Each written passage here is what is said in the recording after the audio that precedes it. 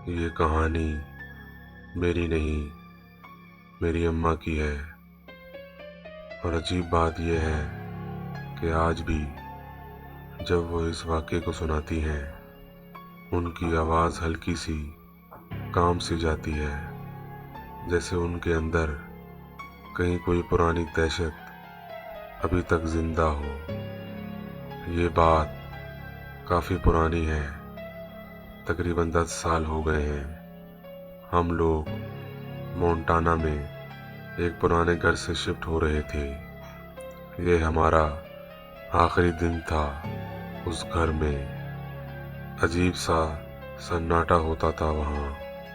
चारों तरफ गहरा जंगल, लंबी लंबी ट्रीज और बारबेड वायर फेंस।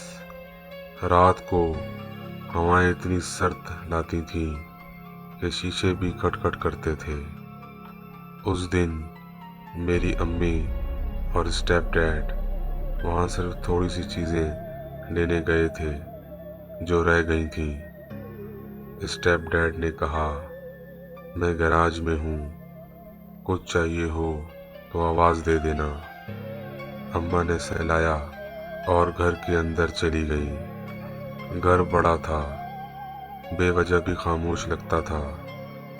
नीचे वाला फ्लोर बिल्कुल खाली था, रूम्स भी साफ थे। अम्मी चीज़ें चेक करती करती ऊपर चली गई। किचन में कुछ बर्तन पड़े थे जो उठाने थे।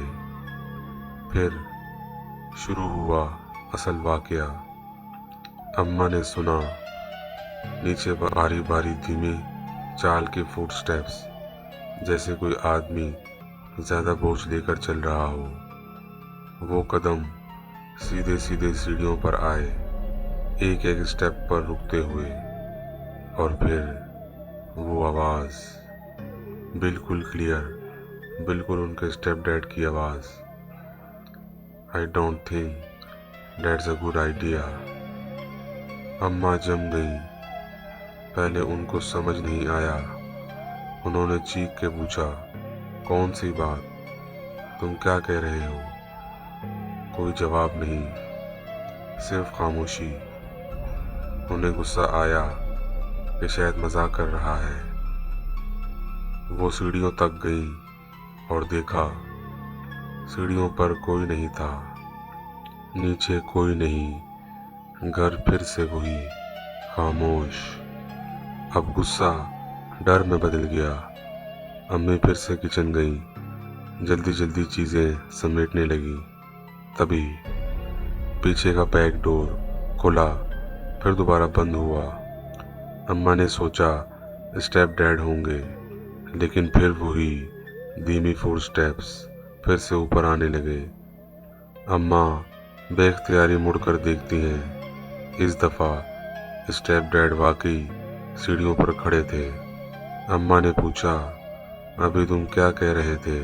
कौन सा आइडिया बुरा है? स्टेप डैड ने उलझन से कहा, मैं तो गैराज में था पूरा वक्त। अब अम्मा का रंग उड़ गया और फिर चीज़ें बिगड़ गईं, जैसे किसी ने घर पर हमला कर दिया हो।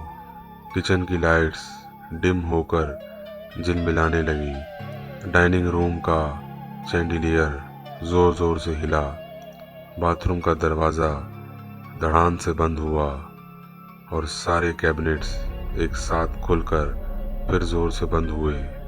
घर की सांसें तेज़ हो गईं, जैसे फिर एक और धमाका।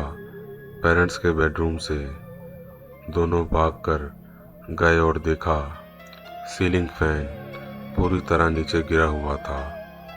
अम्मा ने सीधा कहा, बस अब हमें यहाँ से निकलना होगा, हमारे यहाँ रहना ठीक नहीं है। दोनों नीचे आए। मेरे पुराने बेडरूम का दरवाज़ा अपने आप ज़ोर से खुला, फिर बंद। झटका खाकर वो लोग भागकर बाहर निकल गए और अम्मा वापस गई सिर्फ एक छोटी सी चीज़ लेने। तभी ऊपर के बेडरूम का दरवाज़ा बार बार बंद खुल रहा था, जैसे कोई गुस्सा कर रहा हो, जैसे कोई बैठा हो कि निकल जाओ यहाँ से। घर लॉक करके वो सीधा गाड़ी तक आई और फिर उस घर को दोबारा कभी नहीं देखा। बाद में जब कभी अम्मा से बात होती तो वो कहती, वहाँ कोई तो था, हमारा इंतज़ार कर रहा था। शायद कोई तो ऐसी चीज़ थी जो ये चाहती थी कि हम उस घर में ना रहें। और उनमें से सबसे ज़्यादा खौफनाक बात अम्मा बताती हैं कि मैं रात को फुट स्टेप्स बैल्कनी पर सुनती थी, कभी रूफ पर, कभी बेडरूम का दरवाज़ा अपने आप खुलता। मुझे लगता था कोई हमेशा देख रहा है मुझे। लोग कहते हैं कि शायद मिमिक था जो इंसान की आवाज़ कॉपी करता है। कुछ कहते हैं कि वो नेटिव अमेरिकन की ज़मीन थी, शायद कोई वेंडिगो या कोई और पुरानी चीज़। कुछ कहते हैं कोई पुरानी आत्मा थी वहाँ जो हमसे जुदा हो गया था और हमारा जाना बर्दाश्त नहीं कर रहा था। जो भी था, अम्मा आज तक कहती हैं वहाँ ज़रूर कोई था और वो अकेला नहीं था।